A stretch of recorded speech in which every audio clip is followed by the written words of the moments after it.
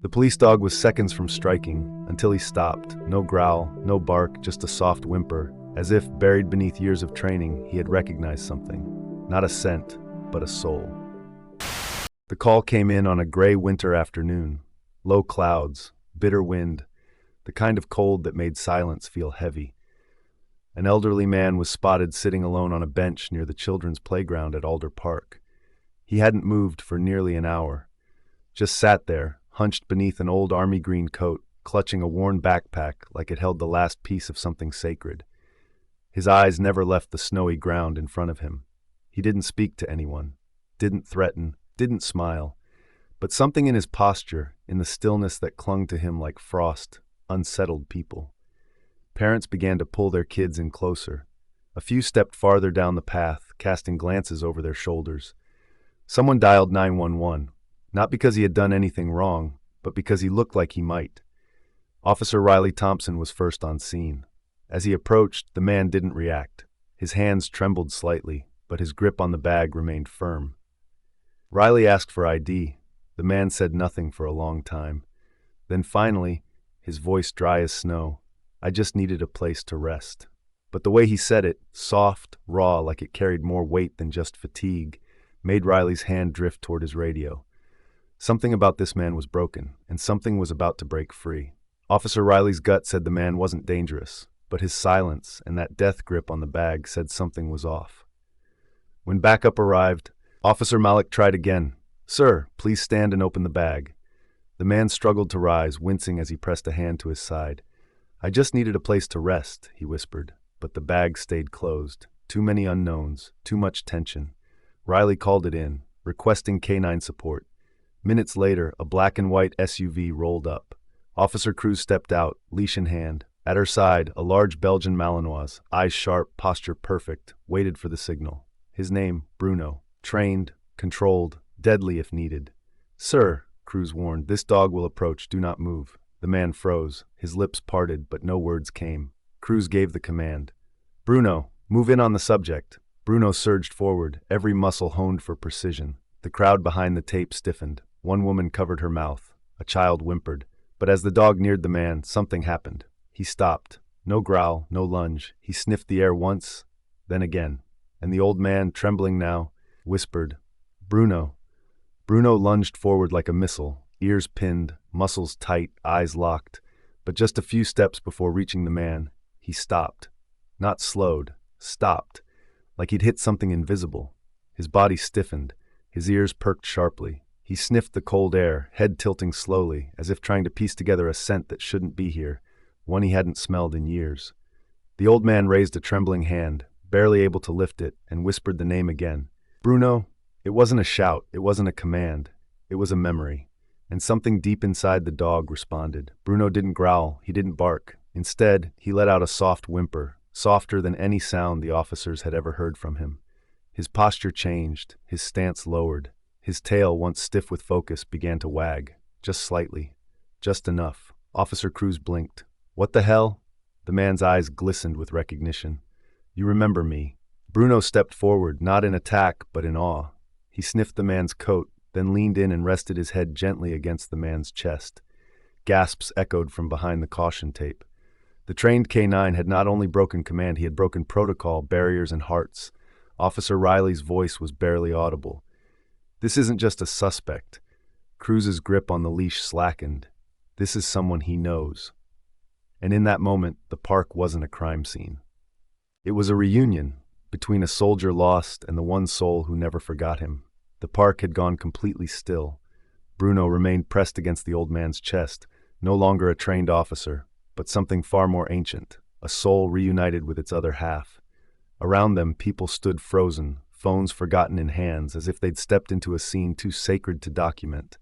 Officer Cruz slowly approached, her voice low. "Sir, what's your name?" The man didn't answer right away, his fingers curled into Bruno's fur, not with ownership, but with longing. "Ethan," he whispered finally. "Ethan Moore." The name didn't register at first, but when Officer Riley ran it through dispatch, something lit up, a flag, a red one. "Confirmed," the voice over the radio said. "Ethan Moore, U.S. Army K9 handler, declared MIA, presumed KIA in Afghanistan, 7 years ago." Cruz stared at the man, now not just a stranger, but a soldier long believed dead. "How?" she asked softly. Ethan looked up. His eyes were glassy, not from age, but from returning. "There was an ambush. I remember the blast, the fire. I lost my helmet, my ID, everything. I woke up weeks later in a hospital in Germany. I didn't know who I was. By the time memory came back, no one believed me." He exhaled slowly. "No papers, no family, no name that mattered. I just faded." Cruz glanced at Bruno, who had lain down across Ethan's lap like a child clinging to a father. "And Bruno?" "He was mine," Ethan said, voice trembling. "My partner, my best friend. We trained together. We slept in the dirt together. He saved my life more times than I can count." He looked at the officers now. "They told me he didn't make it, but he did. They brought him home and forgot I existed." Bruno raised his head at that as if in protest, and everyone watching knew it wasn't Ethan who was forgotten. It was the bond that had been buried. Until now. Bruno didn't need a command, didn't need a signal, a gesture, or a leash tug. His heart had already made the decision. While officers stood in quiet disbelief and the air thickened with snow and memory, Bruno, battle-trained, badge-wearing, and once reassigned, simply walked back to where he belonged. He stepped toward Ethan with quiet certainty, sat down beside him in the snow, and gently leaned in, placing his head against Ethan's chest, not as a K9 following orders, but as a friend, coming home. Ethan crumbled, not from weakness but from something stronger, release. His arms wrapped instinctively around Bruno's neck, and for the first time in years, he let go of fear, of wandering, of the endless ache of being forgotten. "You didn't forget me," Ethan whispered into the thick fur.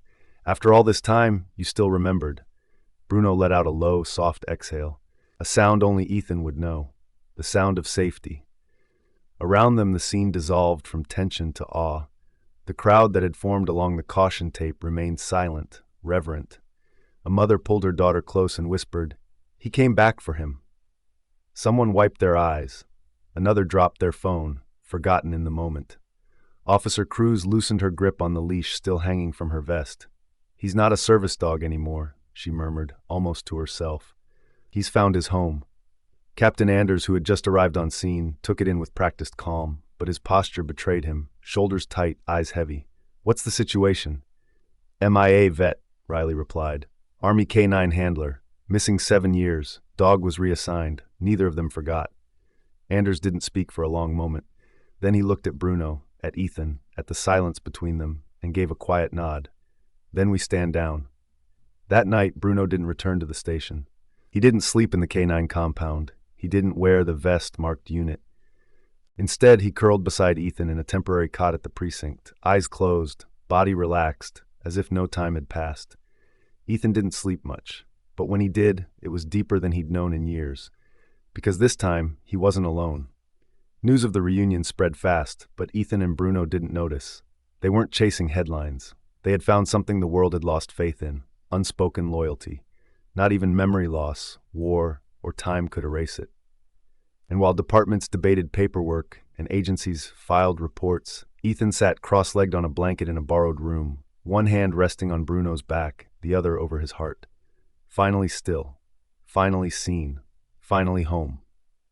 The home wasn't much, just a one-story brick building on the edge of town, tucked behind a field of brittle winter grass and guarded by 2 tired oak trees.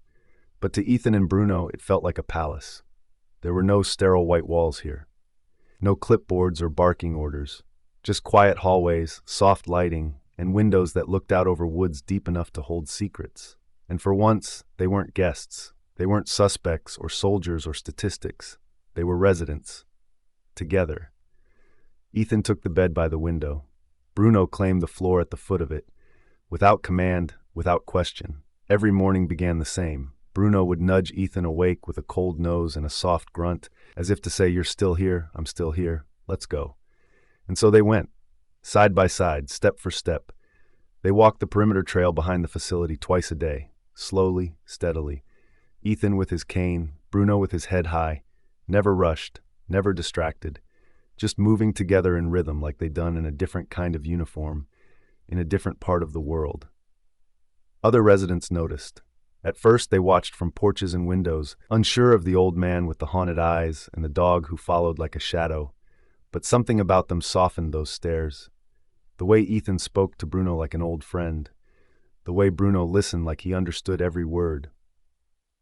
By the end of the week, men who hadn't spoken in months were sitting out front again, talking, sharing, remembering. It wasn't long before the neighborhood kids found them. They came in pairs at first, cautiously crossing the sidewalk to the home's little wooden fence. "Can we pet him?" they asked. Bruno would sit perfectly still, eyes alert but gentle. Ethan always nodded with a smile. "Just let him sniff your hand. Then he'll decide." He always decided yes. And so they came every day, bringing biscuits, tennis balls, hand-drawn pictures of Bruno in superhero capes. One girl left a note tucked under his collar that read, "Thank you for finding your person again." Ethan had never liked the word veteran. Not because he wasn't proud, but because it always felt too final. Like it meant his story had ended. Like he was someone after something. But now in this place, the word meant something else. It meant community. It meant he wasn't the only one who'd been lost and found. Bruno helped them all remember, not just what they'd survived, but who they had once been and who they could still be. One night, Ethan sat under the back awning, legs stretched, Bruno's head resting on his foot. "You never stopped being my dog," he said. Bruno thumped his tail once. Ethan smiled. "And I never stopped being yours." They ate every meal side by side. They napped in sync. They healed without ever saying the word. No longer labeled homeless, no longer feared, no longer forgotten. Now when people spoke about them, it wasn't with concern or pity. It was with something far better. Respect. They weren't just a man and his dog. They were family,